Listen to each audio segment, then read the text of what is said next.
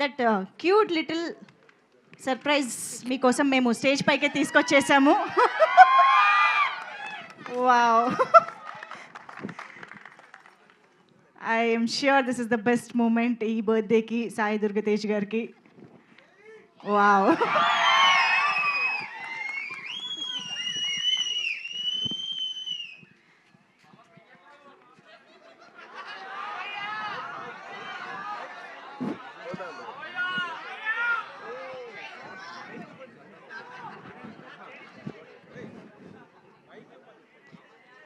చాలా serious conversation జరుగుతుంది అక్కడ. ఇంతకీ పాపని ఇంట్లో ముద్దుగా ఏమని పిలుచుకుంటారు తెలుసా? ఖుషి.